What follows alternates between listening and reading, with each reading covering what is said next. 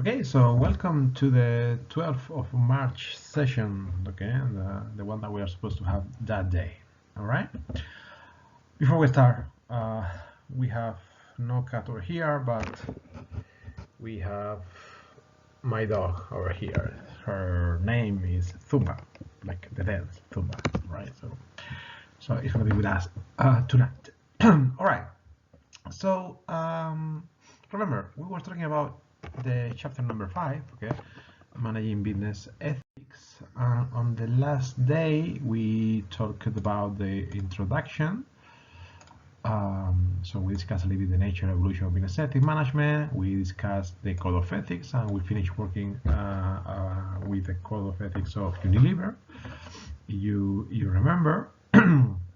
So today we are going to focus on this part here, okay, the social accounting, and then we're going to talk about the organizational culture, okay, and we're going to do a little exercise on the organizational culture, okay, like we will do in a Thursday normal class, okay. All right. So let's start. So remember, we are talking about business ethics management, so the direct attempt to formally and informally manage ethical issues or problems through specific policies, practices, and programs. Okay, so any attempt, any tool that we use, either formally or informally, to set the tone, to set the values of how we think our employees or our company should behave. Okay, or how we are going to behave. Okay, so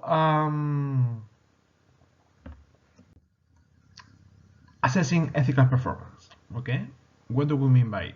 Okay, all right. So as I told you, okay, this is an area that is getting some popularity. Okay, and it's getting somehow trendy. Okay. So probably the word that is getting more popular, or the expression that is getting more popular, okay, and also because it's the one that is closer to the idea of financial accounting, is the idea of social accounting. Social accounting, okay, as a generic term that is going to include many different areas of assessment. Okay, we can discuss, or the company can show data about ethical issues, okay, about environmental issues, social issues, sustainability issues, okay, focus on the idea of the triple bottom line, all of that, okay. What's the problem here? And that's a big difference, huge difference when comparing with the classic financial accounting. I know that some of you guys have studied accounting at this point, okay, like a management class in accounting, and you know how for accounting, well, there are rules. Okay, there are rules that you have to follow, and all companies have to follow the same exact rules. Okay, they differ from country to country, it's true, okay, but there are rules for all the companies in the country. Okay, so whenever you have two companies, you know that the financial statements that they are providing are going to be done by the same set of rules. Okay, so that means that you can compare them. Okay, you can compare them, and it's going to be easy to compare them, and they're going to be easy to analyze them. Okay, and they're going to use the same kind of ratios, and the ratios are going to be calculated in the same way, so it's easy to compare. It's reliable. Okay, that doesn't happen with social accounting, and that's probably the biggest problem right now. Okay, there are attempts. We will talk about it later. There are attempts to come to common set of rules for social accounting, so we can go over this problem. But right now, it's up to the company. Okay, it's a decision of the company if they are going to do any kind of social accounting. It's up to the company if they are going to bring in an external company to validate the data that they're showing. It's up to the company to decide what they are showing us. It's up to the company if they're going to focus just in what is good. They're going to talk about what they are doing bad. Everything is going to be up to the company whatsoever. Okay, so that's a big difference when comparing social accounting and financial accounting. We should know that. Okay, but what is it? Okay, so if we want a definition, is that's what I was talking about before. Okay, it's the voluntary process. It's totally voluntary process. Okay, concerned with assessing and communicating operational activities and impacts on social, ethical, and environmental issues relevant to stakeholders. Which are stakeholders? the one that the company decides. Okay, they could be talking to their employees, they could be talking to their shareholders, they could be talking to society in general. Is totally up to them. Okay, it's totally voluntary. And well, the closest thing that we have to some sort of rule would be the peer pressure, if you will. Okay, if all the companies in the same industry are showing the same kind of data, well, you kind of have to show that. But that's the closest that we have to rules. Okay, we don't have rules, we don't have anything mandatory to that we have to do. Okay. So how are we going to perform the accounting process, the social accounting process? Okay, well, this is a little bit for your information. Okay, it's not like we are going to enter here, okay, in this area, and we are not going to analyze it. Okay, but that would be a classic example of how you can set up this social accounting. It doesn't have to be always like this. Okay, it's like as I told you, there's no rules. Okay, so it's a little bit up to you. Okay, so but this is a good definition. Okay, a good way to understand how this is going to be done. Okay, so first we'll start here. Okay, by determining the aims and the strategy that we are going to follow. Okay, why are we doing this? Okay, then the second step will be to conduct a materiality assessment. This is probably the most interesting part that we're going to take from this whole slide. Okay, it's kind of useful. Okay, it's kind of interesting, so I want you guys to know a little bit more about it. So in the next slide we're going to talk a little bit about that. Okay, so we're going to conduct this materiality assessment. Okay, but basically it is a tool that we have to identify what is going to be interesting for our stakeholders and also interesting for our business. Okay, this idea. Then we're going to select indicators, the ones that we want. There are no rules, remember. We are going to collect the data, prepare the report, provide verification and assurance. Some companies, and you know, there are like consulting companies, classic big ones like Deloitte and things like that. Okay, that they are offering like a social accounting verification process. Okay, like they do for regular accounting. Then we will publish the report so the stakeholder can see it, and we will evaluate how effective it is. As I say, this is an example of how this could be done, but definitely not the only way. Okay, and you and your company could come up with your own personal system. But let's focus on this. Okay, let's focus on the idea of the materiality assessment, because as I told you, it can be an interesting tool that we can use, for social accounting, but also we can apply for those of you that are studying strategic management. Okay, when identifying what are your inner strengths of the company, and you want to focus on your inner strength and you want to potentiate those strengths. Okay, well, you can also apply this materiality assessment. Okay, it's going to be something similar to what you do to identify your strengths as a company. Okay, so let's see. This is an example, okay, of a materiality matrix. Okay, the materiality assessment tool that we're gonna see. Okay, so basically it's a graph, pretty simple. All right, where the vertical axis refers to the importance to the stakeholders. Okay, to different groups of stakeholders. Okay, that you may identify for your company, and the horizontal one is going to talk about how important is going to be that issue for our business. Okay, so then if this is important for the stakeholders and important for the business, we're gonna be here. High importance are impact issues. That's the one that we want to, you know, stress out really hard. Okay, it may be that there is something really important for our stakeholders, but not that important for the business. Well, then it depends on which stakeholder are. It depends on how important is their claim. Remember, well, we're gonna think about focusing on this or not. Okay, it could be really important for the business, but not that important for the stakeholders. Probably we won't be able to forget those. Okay, but maybe what we had to do here is to somehow sell it better to our stakeholders. And then there are the ones that we shouldn't waste our time or money there. The ones that are low important for business. Okay, they're not gonna give us any money, and also not that important for stakeholders. Well, those are the ones that we shouldn't waste our money and time in those. Okay, Let's see an example. This is getting popular, okay? Companies are using it more and more. So in the next slide, you're gonna have a couple of examples, okay? So you have, for example, here, the materiality assessment for Michelin, okay? Michelin, okay, is this company over here. Maybe you heard about it, okay? Is one of the main producers in the world of tires for cars, bikes, spaceship, okay? Anything that has a tire, okay? The Michelin is gonna be behind that, okay? They do other products, but probably other products, but definitely they are the main product that they are known for, okay? So here is an example of how they have performed their materiality assessment, okay? That you can find on their website, on their website. So we have, for example, something that is really important for business success and really important for the stakeholders. It's going to be here, over here, okay? The business integrity, okay? Or things like health and safety, okay? This area over here, all right, are the ones that are really important for business and really important for stakeholders, so are the ones that they really should care about, okay? Then over here, we have the ones that are not that important for a stakeholder, but still important for business, okay? Like employee engagement. Well, that is saying the fact that employee engagement is here is saying that, you know, when they think about stakeholders, you realize they are talking about, or they are thinking about the society, okay?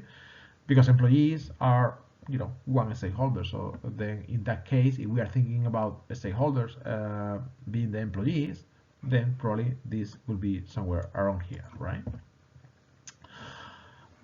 Here are the things that are not that important for business, but really good or really important for stakeholders or for the society, you know, like how to recycle when you don't use the tires anymore, sustainability, water use, etc. Okay, and then in this area you realize there are not that many. Okay, community involvement is somewhere over there. Okay, things are not that important for business and not that important for society when thinking about this specific company. Okay, so this is a pretty good example of a society assessment analysis. Okay, in here, well, let me clean this up a little bit. Okay, you have another sample. Okay, Nestle. Okay, you know that one as well. Okay, Nestle, you know because of the chocolate product. But remember that Nestle is a huge conglomerate with a lot of products. Okay, so Nestle, once again, they do the same thing. Okay, so the stakeholder interest over here and the impact on Nestle. Okay, in this case, they say the impact on Nestle for the business. Okay, as you can see, since there are no rules, every company is gonna call it in a different way. Okay. So over here, no, we have things that are really important for business and really important for stakeholders. Okay, over and under nutrition. Okay, very important. Water issues. We have already talked about it. Okay, so they are extremely important. Food and product safety. Well, it's a key component. Okay, things that are important for stakeholders but not that important for business. Well, things like this, like animal welfare, for example.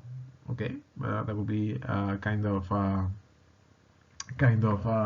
things that, I mean, I say kind of because nothing is really here. Okay, but it would be the closest to low important for business and important for stakeholder. For Nestle, apparently everything is at least significant for business. Okay, that's probably also not a pretty well done analysis. Okay, I mean, I'm sure that there are things for Nestle that are over here, but once again, okay, it's totally subjective, okay, and it's up to Nestle to do it. So it's how they have performed.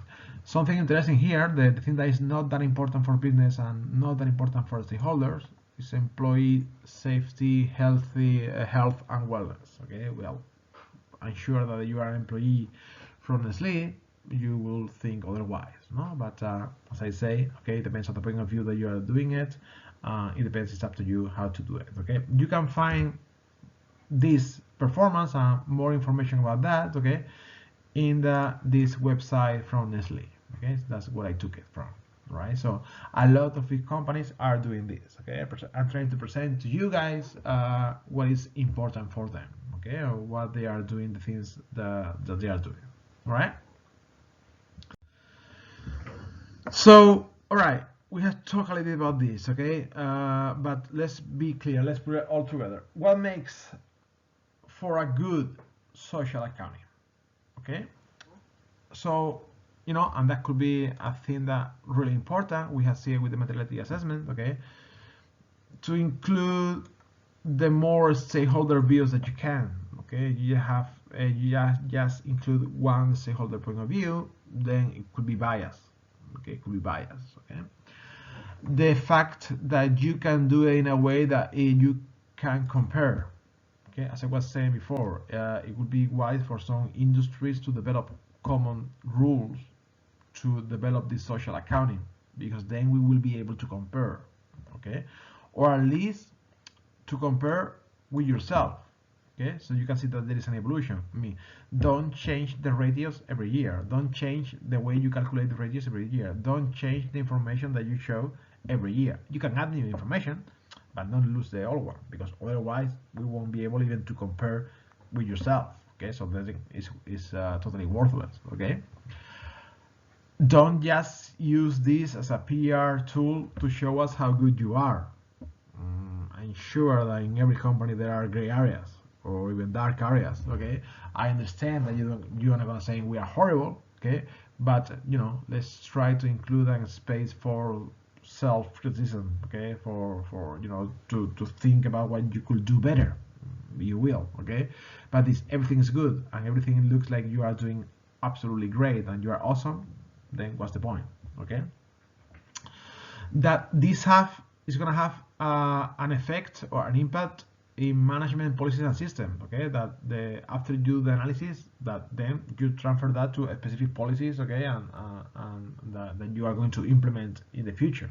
Okay, that you are open about the information that you put available to the people. Okay, like you are willing to open your company and say, okay, this is really what we do, all the things that we do, that you don't hide information. Okay, it would be great, and as I told you, it's getting more and more common. Okay, that you provide some sort of external verification. Okay, that would be an external company like Deloitte, a consulting company like that. Okay, or even there are specialized consulting companies in social issues. Okay, that will provide external verification. The good thing about this is that normally these companies that provide external verification, they are going to provide it for other companies, and they are going to use the same methodology.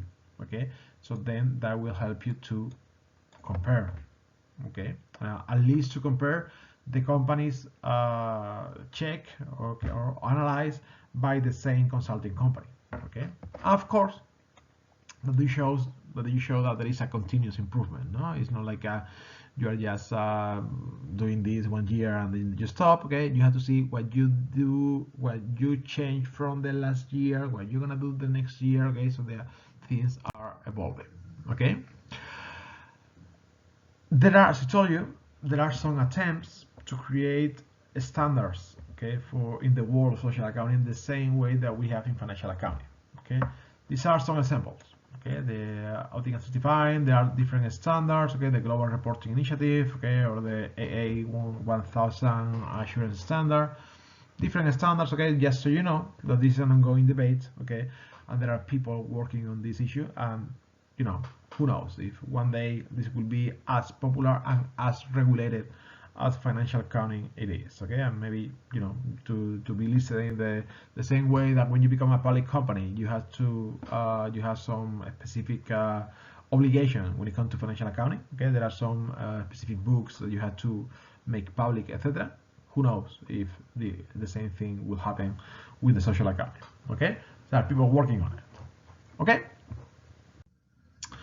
all right, so let's start in the area of organizational culture. Okay, let's talk a little bit about that. All right.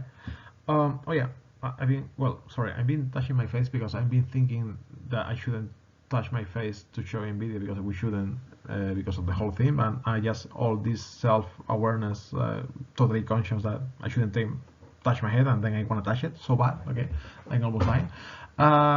Before we start, let me share some good news. Okay, do you remember how my daughter was on that pin phase, and I told you that I was trying to fight it somehow?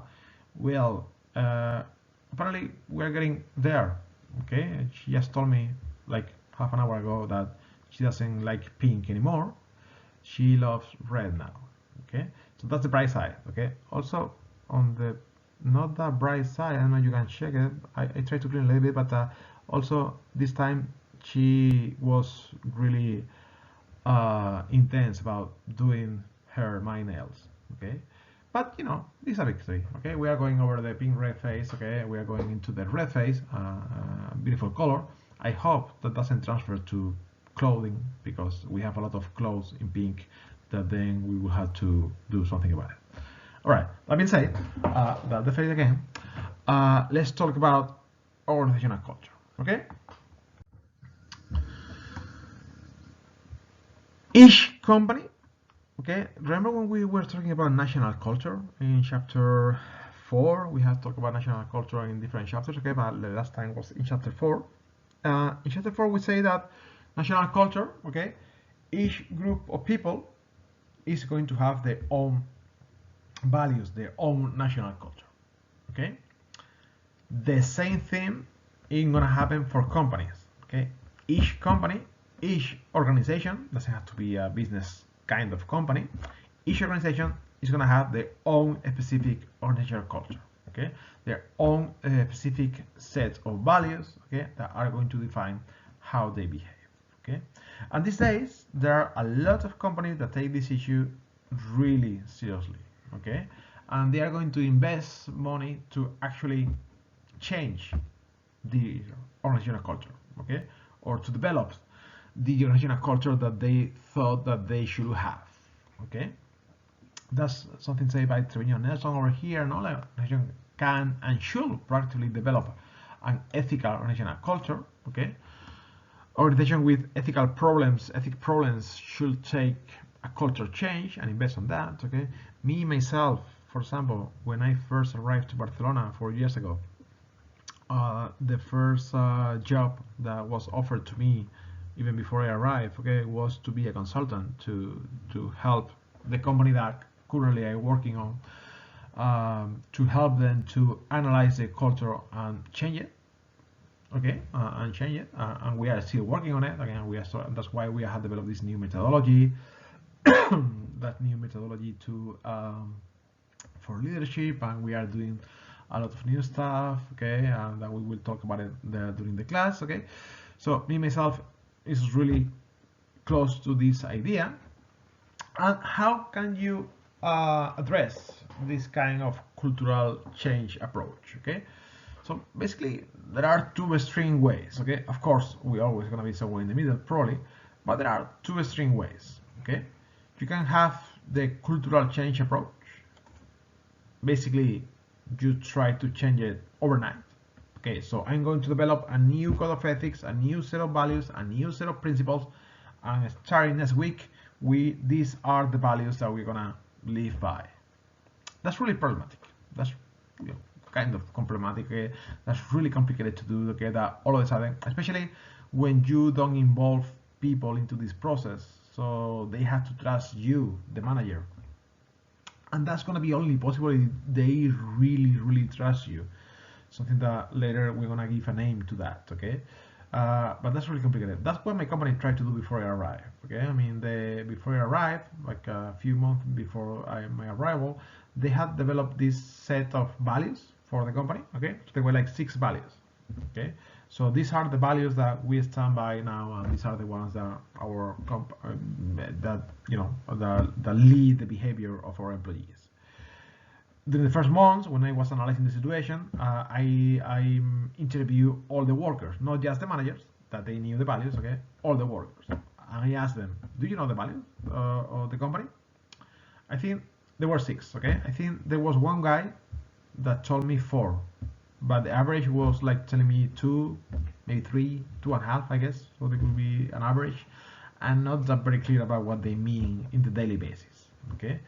So, you know, and they didn't trust it, they didn't know what that meant really, they didn't see like anything happening with those, okay? So it's a complicated approach, okay? And you really have to have a strong and a strong trust from your workers, okay? So you want to follow this kind of approach. The approach that normally works the better, or the one that I would recommend, the one that I'm recommending right now, okay, is the one that we call the cultural learning approach. Okay, it's basically going step by step. Okay, you don't try to attack the whole company, especially if it's kind of big. Okay, you try to break it down to smaller cultural groups, and you try to gain, you weigh one small group at a time. Okay, in this way is the idea of, okay, we are learning this all together. We want to behave more ethically. We want to have different values. Okay, so let's develop a culture that we are all okay with. Okay, and let's implement it step by step all together. Well, that probably, at least from my experience, okay, if I have to give advice to a company, that would be the way that probably gonna take you to the right thing to do. Okay, so we have been talking about the organizational culture. We have said that every organizational culture, every company, every organization is gonna have their own organizational culture. Okay, but okay, how can we talk about it? How we can classify the organizational culture? Okay, basically that's kind of simple. Okay, we can classify with two ideas. Okay, so we draw a graph like this. All right, we're gonna have a vertical axis like this and a horizontal axis. Okay, and just with these two ideas, okay, I'm gonna explain you now, we are gonna be able to place companies somewhere around these positions, so we can compare them. Okay, so we can compare them. And remember when I talk about my daughter stepping into the class, okay? So, sí. Let's pause for a second. Wait, she wanna say hi. Sí, say hi. Hello. Hello. ¿Puedo seguir? Yes. Bye. Okay. All right. So let me just close the door and we go. Okay. So with these two ideas, okay, it's really simple. All right, as I told you, on the vertical axis, we're gonna talk about being positive or negative. Okay, positive and negative. And why do we place it in the vertical axis? Because being positive or negative talk about the trust that the workforce is gonna have toward the managers. Okay, it talk about the trust between the workforce and the managers. Okay, so in these vertical relationships. Okay, on the horizontal axis, we're gonna talk about how united the workforce is. Okay, so it's talking about horizontal relationships. Okay, and we're gonna talk about a strong culture when they are really united and they share the same values, or weak culture. Okay, so let's go back to the vertical one. Okay, how do we say that we are in front of a positive culture? Okay, a positive culture, we're going to be in front of a positive culture when there is a trust on what the managers are doing and when that is going to happen. Okay, so member support and trust of management, workforce and top managers share a commitment to the company. It's going to happen when official relationships are considered reasonable. Okay, when you have the feeling that you can talk with your superiors, okay, and they're gonna listen to you, that you don't bother them, that you are more than a number. Okay, you know that thing that a lot of bosses say, like, yeah, you can come and talk to me whenever you want. My door is always open. But many times the door is open, it's true, but it's no one inside. Okay, so that's worth for nothing. Okay, when members perceive that they have a stake in the company outcome, okay, and especially when people perceive that if things are going good, you're gonna get a bonus, but if things are going bad, we are not the only one to be blamed. Okay, that happened, for example, during the 07-08 crisis. Okay, and that's why, for example, today is pretty easily still hasn't recovered. why there is such a negative feeling about politicians, about bankers, okay? And that negative feeling that we have today, we can pin it out to 10 years ago, 12 years ago, during the 07 oil crisis, okay? Because a lot of people had the feeling that, you know, before the crisis, when things were going good, yes, they were receiving part of the stake, okay? Well, yes, I mean, they had a job, okay? Kind of decent salary sometimes. They could be able to buy a house, whatever. But when things went really bad, the ones that really suffer was the society, the common people, okay?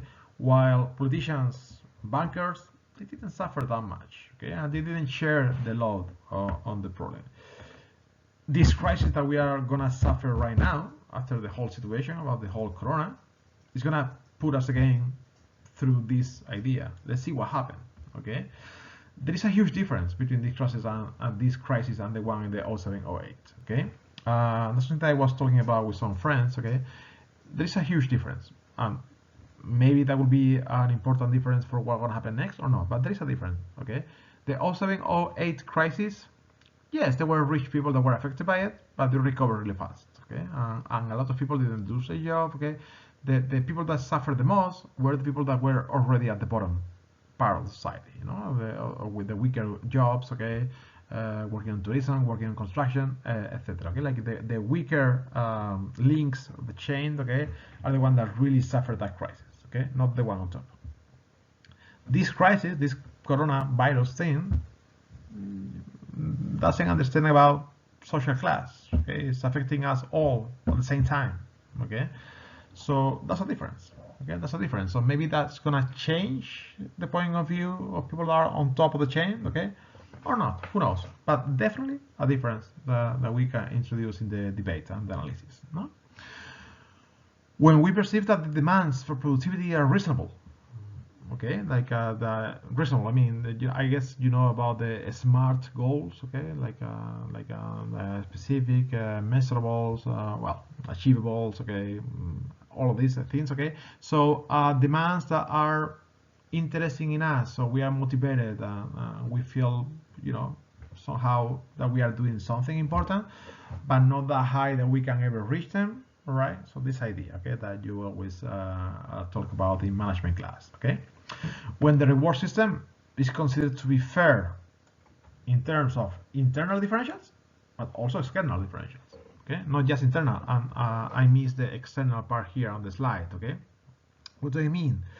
Okay, imagine that you are working in a car dealership, okay? In these roads, okay, you see in the movies in the States, okay, that there are a lot of car dealerships all around the road, okay? And you have a friend working on the one next door, okay? And you know that you are about the same size, you are selling the same kind of car, okay? And you know that for your company, at the end of the trimester, the best seller is getting a bonus. Okay, it's getting a gift card for Amazon of $1,000, for example. Okay, the best seller. Is it good? Is it bad? You say, okay, I mean, it's kind of good. Okay, I can buy something. But then you heard that your friend on the company next door that is selling about the same kind of car, is selling about the same amount of car, is about the same size that you are. The best seller at the end of the trimester is getting, I don't know, a trip to Maui with your family for a week. Well, then we have a problem because it's not the same, okay? When we don't feel that the official relationships are reasonable, when we don't perceive that we have a stake in the company, when we don't perceive that demands of productivity are reasonable, when the reward system is not fair, we talk about a negative culture, okay? Let's go to the horizontal axis, okay? Let's talk about the strength of the culture. As I told you, the horizontal axis talk about how united the workforce is, okay? So we're gonna say that a culture is strong when members share values, beliefs, and attitudes, okay? Maybe because they are all from the same location. Maybe it can be the night. Everyone in the night shift are all really friends with each other because they come from the same place. They support the same team. Okay, whatever. Okay, if some of you guys are studying intercultural communication or a class like that. Okay, we will say something like when in the group there is like a high contact kind of relationship, okay? When members can easily communicate between themselves, okay? When easily, that's related to the idea of the high context for those of you that know what it means, okay? When members depends on each other in meeting individual needs, so when belonging to the group may be as important as belonging to or just your own personal success, okay? So, you know, not normally stronger cultures, okay, will be something characteristic of collectivity countries. So you remember national cultural feature, but there are strong cultures in countries that are individualistic. Okay, I'm thinking about unions in the States. Okay, there are some areas, some industries. Okay, like you know, like imports, for example. I don't know. You have seen ever the Wire, that TV show. It's kind of old for me. I guess for you guys, it's one of those shows like The Sopranos, The Wire. Okay, one of those shows that everyone says is great. I didn't like it that much, but it's true that they have a pretty good seasons. Okay, and there is one season that is in the ports. Okay, and the union of the port has a strong role in the whole season. All right. When nothing of this happened, we talk about that weak culture. Okay. All right, so remember something like this, okay? But to simplify, we can have 4 string scenarios, okay? We can be positive and strong, we can be negative and strong, A, B, we can be negative and weak, or positive and weak. Think about for a second, what is the best scenario? The best one. The one that you would love to have. I mean, I'm not a psychic or anything like that, okay? But I'm guessing that you are saying in your computer, hey, hey, hey. So A, okay? So it's true, okay? A is great. I mean, A is like people love you, they trust you, okay? And everyone is united under the same roof, okay? Under the same cause, okay? So it's totally great. But then I ask you, but is that the only one? Is the one that you always want? Always? Is better? Always, always? You know how I am, okay? Whenever I ask for always, normally the answer is, well, not always. It doesn't have to be, okay? It could be, you think about that car dealership, okay? A car dealership in the States, you are the owner, what do you want? That your workers are really friendly with each other, or that they compete against each other to see who is the one that sells the most? Probably the second, right? So let's also think about pharmaceutical reps, okay, things like that, okay? In that case, probably you will like to develop something like a positive and weak culture where they trust you. That's important. That's always going to be important, of course, okay? But you don't want them to get along, okay? You are going to even work hard to weaken that culture so they compete against each other, and you are going to create this culture, and that's what you want for your company. That's what is good for your company, okay? Which one is worse? Think about it. Well, once again, not a magician, okay, but I guess some of you guys may be thinking about C, like being in both of the negative sides, so negative and weak, okay? That is true, okay? I mean, that's kind of tough, okay? But maybe it's not the end of the world, okay? Think about Foxconn. We already have talked about it, okay? Think about Foxconn, you know, the company that assembled computers for Apple, HP, well, a lot of cell phone and computer companies. You know, I'm sure that Apple, and we're gonna see that next, okay? We're gonna see a little exercise with that. I'm sure that Apple loves to have a positive and a strong or weak culture, but definitely positive, okay? Apple in California. But then Foxconn, okay? I'm not sure that people trust their managers, okay? Definitely in China, unions have no power whatsoever. Okay, so these are going to be a weak culture, and they probably are fine with that. They're okay with that. Okay, like, all right, fine. Okay, as long as they don't have the power to do anything against us, fine. Let's do what they do. I mean, you know how Foxconn was kind of popular a couple of years ago, okay? Because in this huge factory where people live in there, they had to put like nets on the windows because people were, you know, jumping off the windows to kill themselves. So not a positive place for sure. Okay, so that's why the one scenario that a manager fears the most is going to be B. Okay, negative and strong. Okay, because in a negative and strong scenario, people don't trust you, they don't like you, and they have power united against you. Okay, especially you are like a foreign manager, you are an expatriate, you are coming, you know, you're from the US and you come to, I don't know, to Russia to solve a problem that you have in your factory there in Russia. Okay, and you get there and you are in the B scenario. They don't trust you, and the union there is really strong, really important. They have a lot of power against you. That's gonna be hell. That's gonna be definitely hell. Okay. So how do we come from the negative and strong to the positive and strong? Ideally, you know, to do this jump, it's gonna be almost impossible.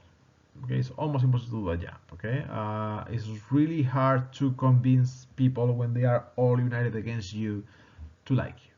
Okay, so normally the way that you have to follow is the long way. Okay, it's a long way home.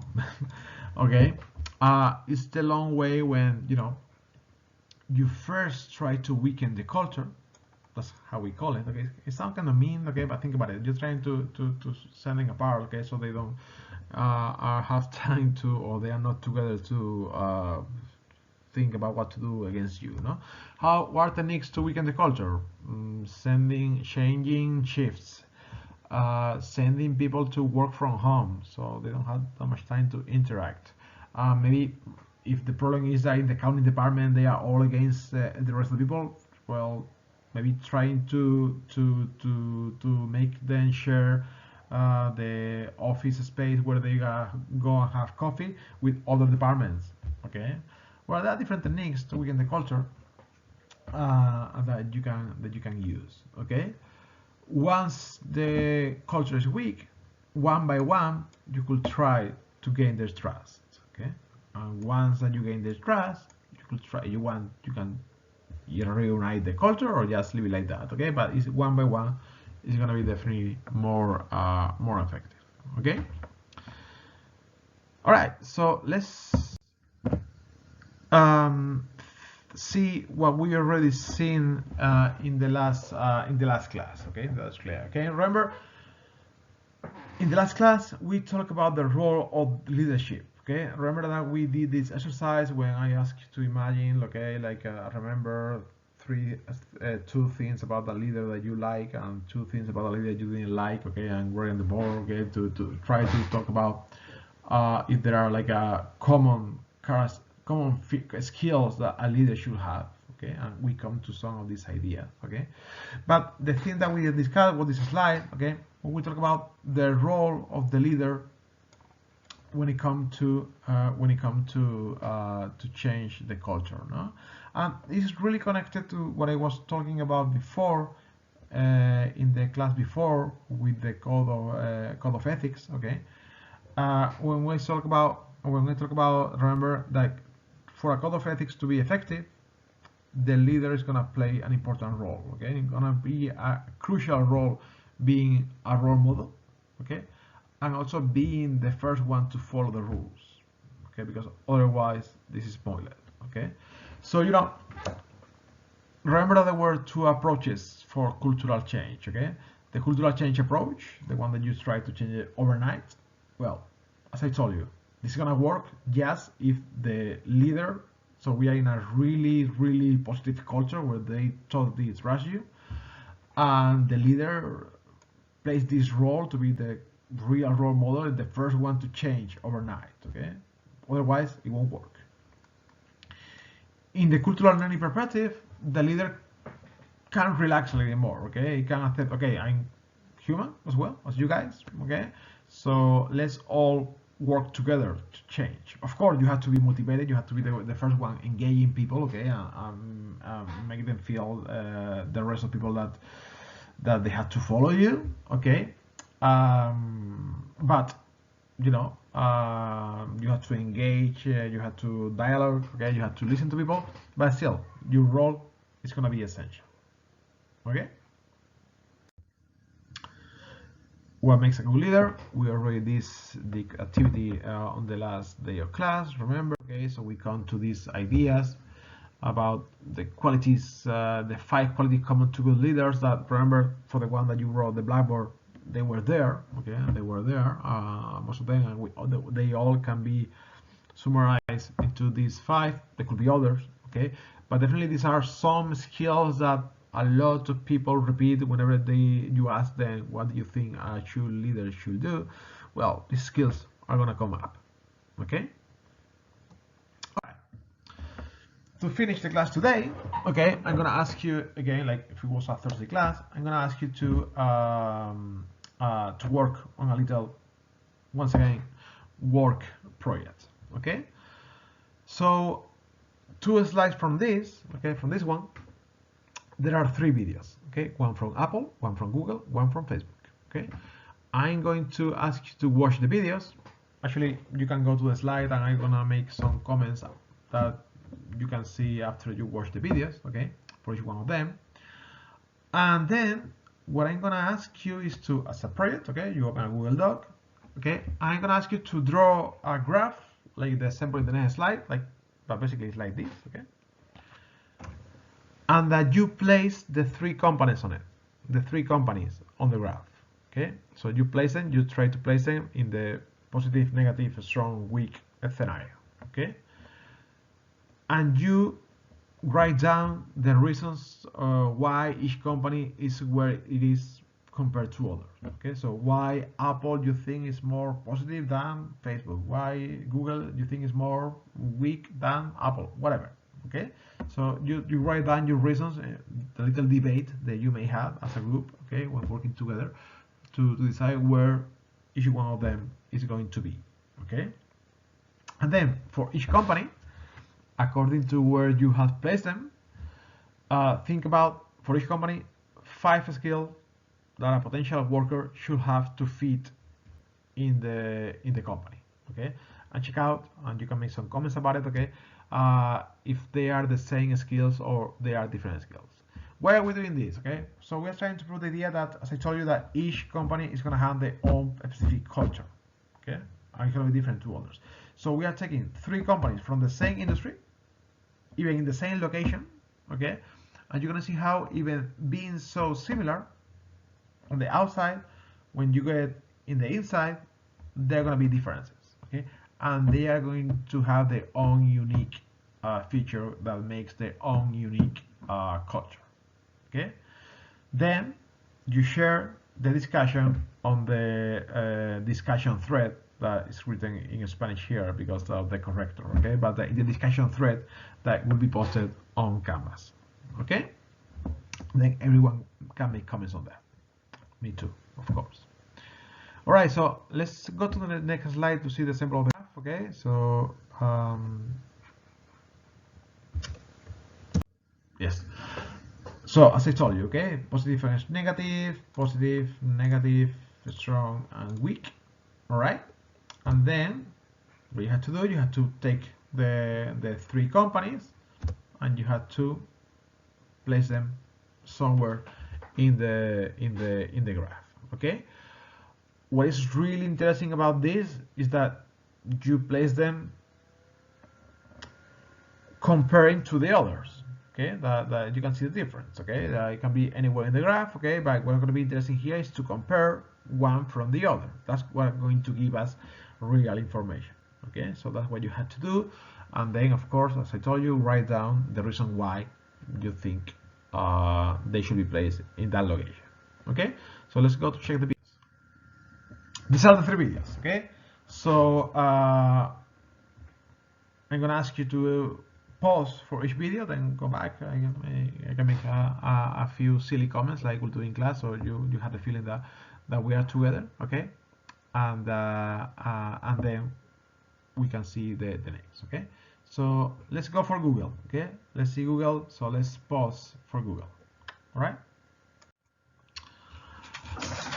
Yeah, I'm sorry to break it down to you guys, but don't take the Google video as an example of how internships are going to be all the time, okay? They are not always a party like this, okay? All right, so let's go now to Apple. Let's check the Apple video, okay? So let's pause. You know, from the very first time that I saw this video, the Apple video, there is something that bothered me a lot.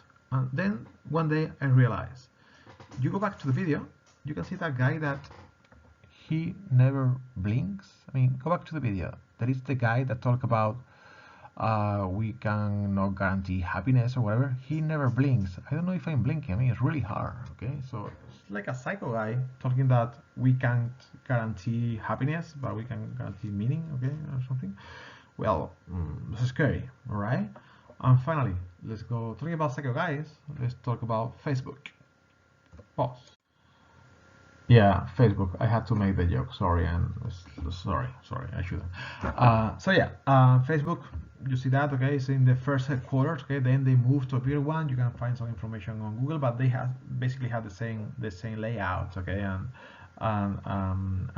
the same vibe on the company. Okay, okay. So once you have the three of them, now it's time to pause. Okay, to work with your group project mates, okay, to do discussion, to go on the discussion thread, to share your thoughts, okay, to read about what other people are doing, to make some comments in what people are doing, okay, and then you can go back and I will give you my opinion, okay, but please do your work before you see my opinion on this, okay.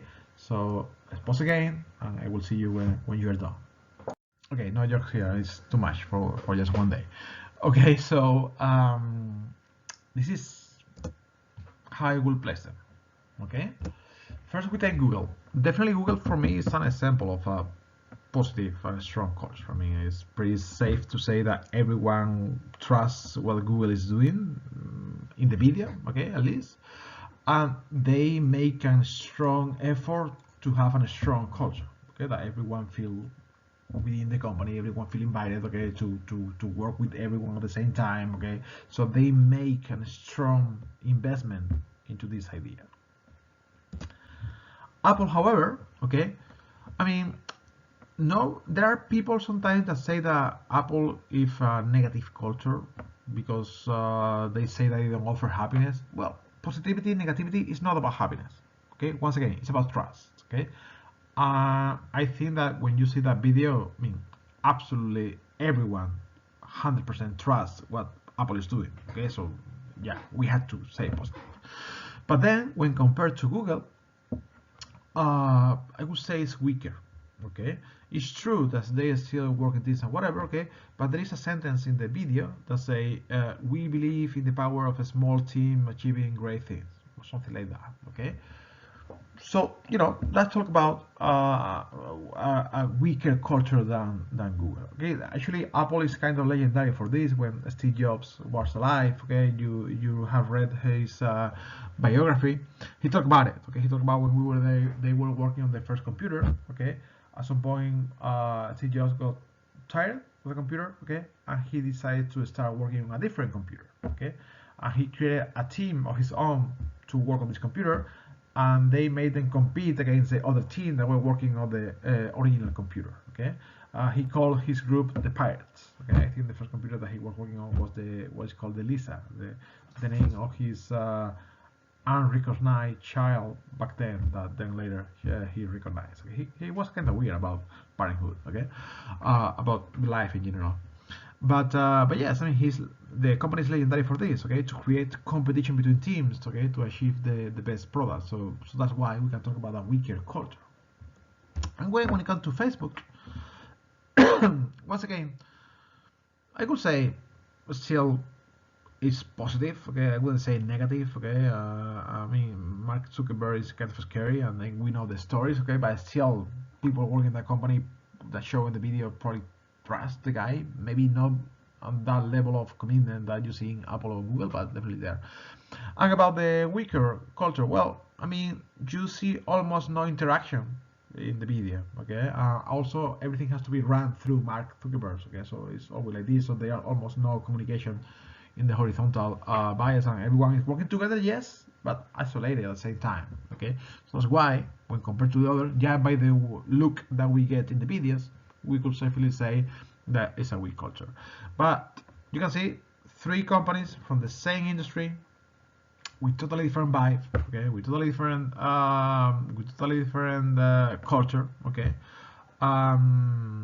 Don't worry if what you thought about is not the same than me. That's my opinion, of course, okay. I will give you comments of why I think that maybe you should change that one or those, okay. From my experience, for example, one big confusion is to confuse positivity with happiness, or with being happy in the workplace. It's not about that, okay. It's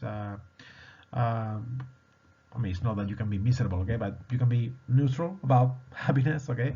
But then you trust what the managers are doing. That is positivity in the way we are talking about, okay. All right, so that's the end for the class today with your work that you had to do that you have done on Canvas, okay, and then we will make some comments on the discussion thread, okay. I will see you next week, okay, for the next class on chapter 6, okay, chapter 6, where we will cover ethical issues about shareholders, okay. See you guys.